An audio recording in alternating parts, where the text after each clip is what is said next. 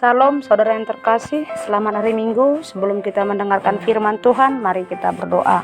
Bapa yang baik, terima kasih buat kebaikan dan kemurahan Tuhan. Terima kasih buat setiap anugerah yang Tuhan berikan dalam hidup kami. Dan kami sebentar mau mendengarkan firman-Mu. Berbicaralah kepada kami dan kami siap mendengar. Dalam nama Yesus, amin. Saudara terkasih, hari ini kita akan berbicara tentang mengatasi godaan. Ya, dalam kitab Ibrani 11 di sana berbicara tentang saksi-saksi iman, berbicara tentang ketaatan Abraham untuk pergi ke suatu tempat yang kemudian akan diwarisinya. Meskipun pada waktu itu ia tidak tahu kemana ia harus pergi. Dalam Ibrani 11 ayat 13 mengatakan, dalam iman mereka semua ini telah mati sebagai orang-orang yang tidak memperoleh apa yang dijanjikan itu, tetapi yang hanya dari jauh melihatnya dan melambai-lambai kepadanya, dan yang mengakui bahwa mereka adalah orang asing dan pendatang di bumi ini. Ya, jadi kalau kita lihat dalam iman sebagai orang-orang yang tidak memperoleh apa yang dijanjikan itu, tetapi yang hanya dari jauh melihatnya. Imajinasi Abraham melihat semua janji Allah terjadi sebelum tangannya bisa memegangnya. Setiap hari ia mengulangi janji-janji itu ketika ia menatap langit atau berjalan melintasi negeri itu. Setiap hari ia mengingatnya saat ia melakukan urusannya dan memimpin keluarganya ketika Tuhan mengubah nama Abraham dari Abram yang artinya bapa yang luhur, atau dalam bahasa Inggris saudara strong concordance, menjadi Abraham yang artinya bapa dari banyak bangsa. Itu adalah suatu pengingat janji Tuhan. Ya, kita lihat dalam Kejadian 17 ayat 5. Karena itu namamu bukan lagi Abram, melainkan Abraham, karena engkau telah kutetapkan menjadi bapa sejumlah besar bangsa. Dan ini adalah menjadi jalan keluar bagi Abraham dari godaan keraguan. Ketika dia mengingat janji Allah, ketika Tuhan mengatakan kepada Abram pada saat itu dalam Kejadian 17 ayat 5 dikatakan tadi, karena itu namamu bukan lagi Abram, melainkan Abraham.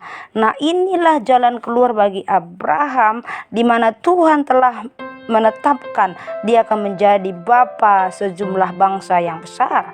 Selama 26 tahun Abraham berkeliling menyebut dirinya bapa dari bangsa. Ya, bapa dari banyak bangsa, bahkan sebelum ia memiliki satu anak pun. Saudara yang terkasih, ketika Tuhan berjanji kepada Abraham, maka saat itu hidupnya mulai berubah. Perkataannya mulai berubah, cara pandangnya mulai berubah, cara berpikirnya mulai berubah. Namun dia belum memegang, dia belum mendapat duduk di posisi di mana dia menjadi bapa yang besar bagi banyak bangsa. Sementara anaknya pun belum ada, saudara yang terkasih. Abraham selalu, setiap kali dia berkeliling, selalu menyebut dirinya, saya adalah bapa dari banyak bangsa.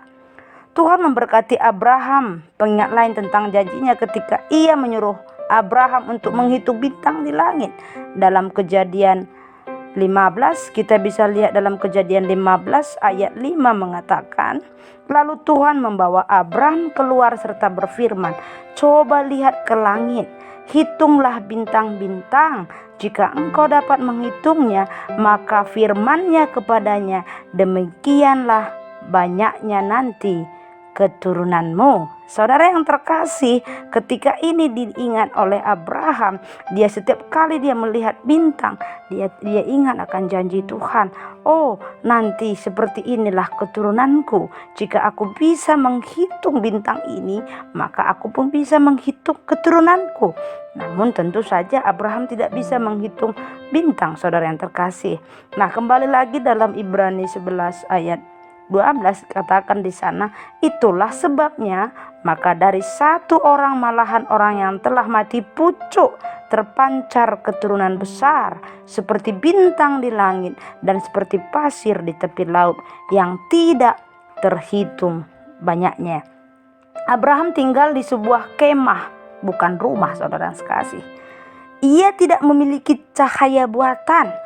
Abraham memakai sandal, bukan sepatu bot. Ia tidak memiliki cahaya buatan untuk bisa menghitung apa yang akan mau dia hitung. Abraham saat itu, malam itu dia duduk di luar, ia melihat banyak bintang. Setiap hari saat dia menyusuri negeri itu, dalam perjalanannya pasir mengenai ibu jarinya. Setiap hari Abraham mengingat perkataan Tuhan.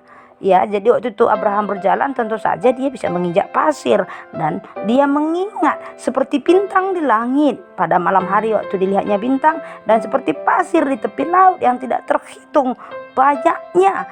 Nah, inilah yang selalu diingat Abraham. Setiap kali dia melihat pasir, dia ingat janji Tuhan. Saudara yang terkasih, sangat luar biasa. Setiap hari Abraham mengingat perkataan Tuhan. Ia melibatkan pemikirannya, imajinasinya, dan mengembangkan suatu gambaran tentang siapa dia dalam Tuhan.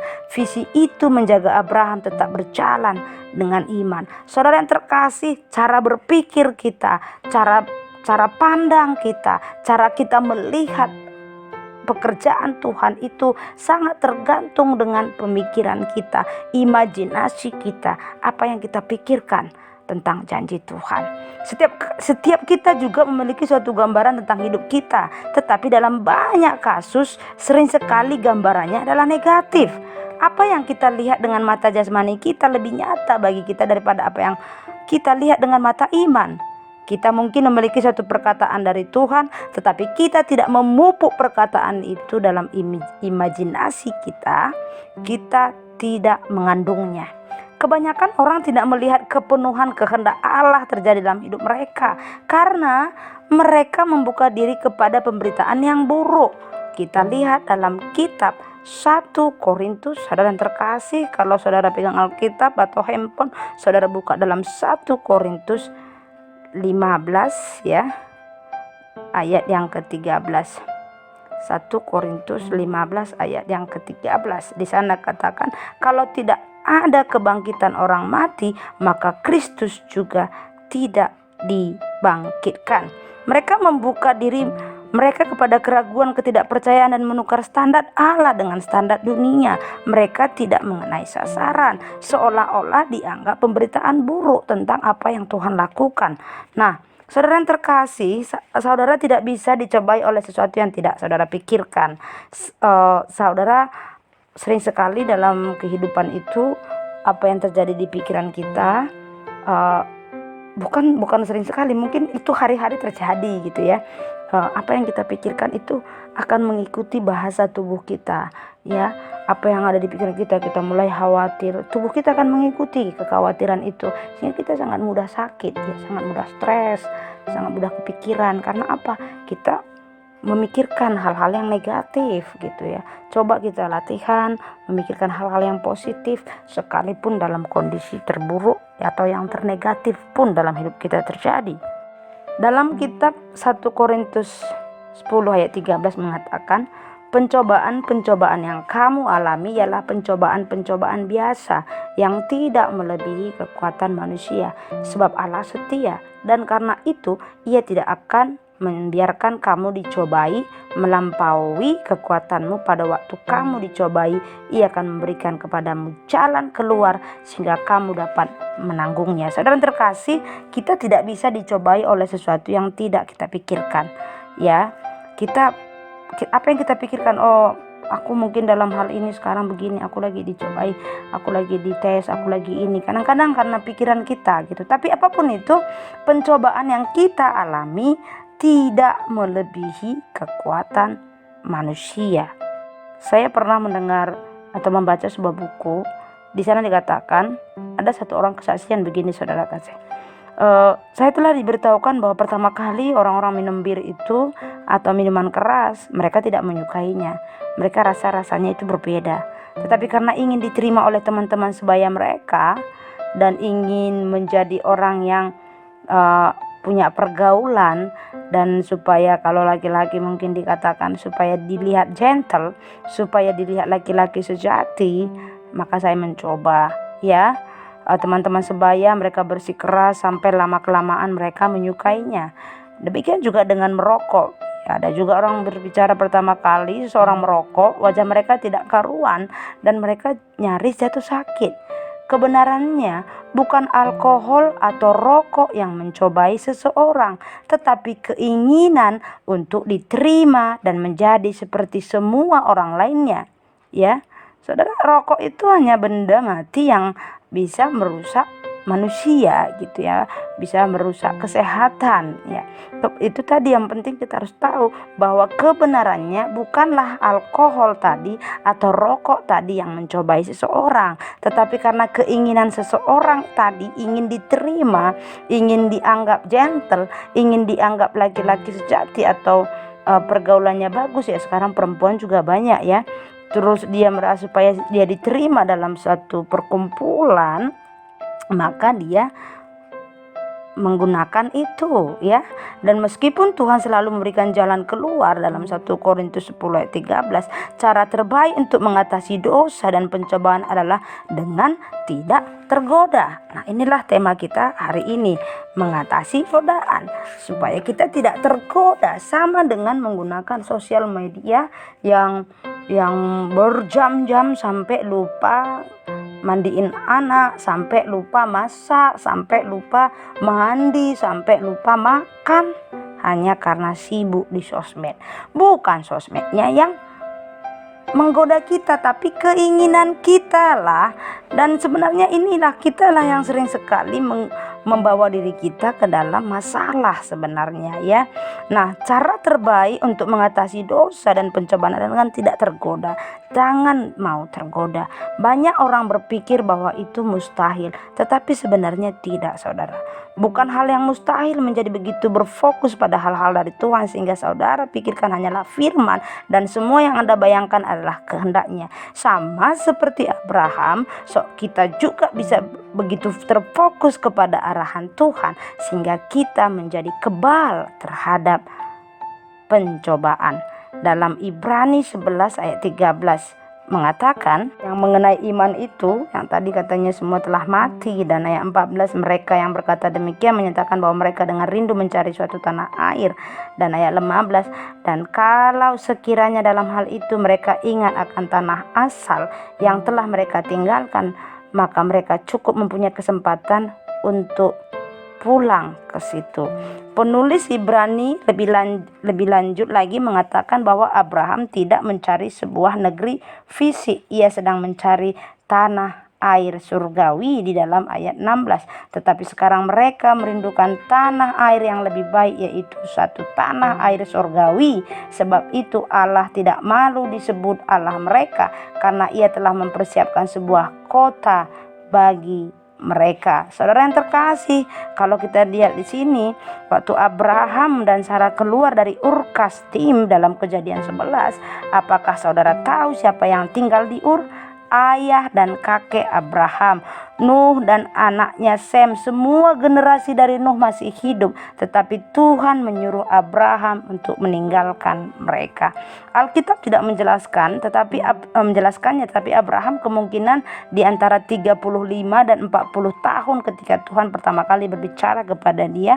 Saat itu dia berusia 75 ketika ia akhirnya pergi ke Kanaan. Itu dalam Kejadian 12 ayat 4. Dibutuhkan 35 tahun untuk dia menaati Tuhan, tetapi Abraham tidak taat 100%. Ia membawa keponakannya Lot bersama dengan dia. Tuhan menyuruh Abraham untuk meninggalkan rumah bapaknya dan semua anak saudara-saudaranya. Itu dalam Kejadian 12. Tetapi karena saudaranya telah mati, Abraham memutuskan untuk membawa Lot bersama dengan dia. Ia mungkin merasa kasihan kepada keponakannya dan ingin mengurusnya. Meskipun kebanyakan orang akan menganggap itu sebagai hal yang mulia, itu bukan suatu alasan yang baik untuk tidak mentaati Allah. Tidak pernah ada alasan yang baik untuk tidak mentaati Allah.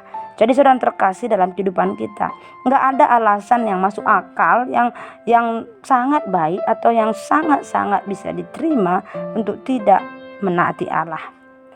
Menaati Allah itu tanpa pertanyaan. Ya, sama seperti Abraham, dia sebenarnya tidak sangat sempurna mentaati Allah, tapi sebenarnya untuk taat kepada Allah itu tidak pernah ada alasan yang baik untuk tidak mentaatinya. Tuhan tahu tentang Lot. Tuhan mengerti bahwa ayah Lot sudah mati, tetapi ia juga mengerti apa yang akan terjadi jika Abraham membawa serta Lot. Kalau saudara tidak ingat, pertengkaran timbul antara para pelayan Abraham dan Lot, dan Abraham dan Lot berpisah jalan. Lot pergi ke lembah Sodom yang subur. Di sana seluruh keluarganya ditawan. Setidaknya 2 anak perempuannya dimusnahkan ketika Tuhan menghakimi kota tersebut. Semua kepunyaannya hilang, istrinya berubah menjadi tiang garam, dan 2 anak perempuan dia yang lainnya membuat dia mabuk dan melakukan hubungan sedara dengan dia supaya mereka bisa memiliki anak. Keadaan tidak akan buruk bagi Lot seandainya Abraham mentaati Tuhan dan tidak mengajak dia ikut serta dengannya.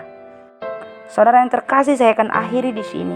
Mari kita mentaati Tuhan tanpa alasan. Mari kita mengikuti apa yang Tuhan kehendaki dalam hidup kita.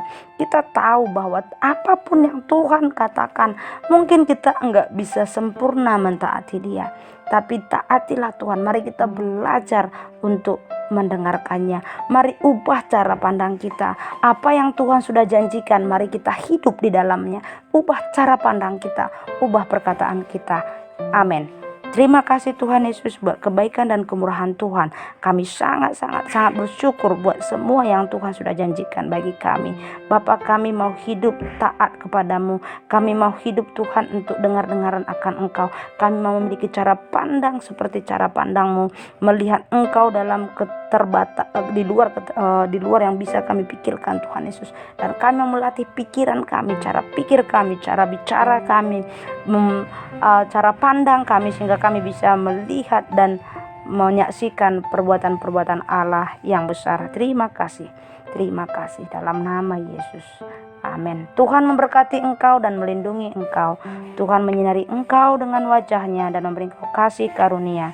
Tuhan menghadapkan wajahnya kepadamu dan memberi engkau damai sejahtera. Amin.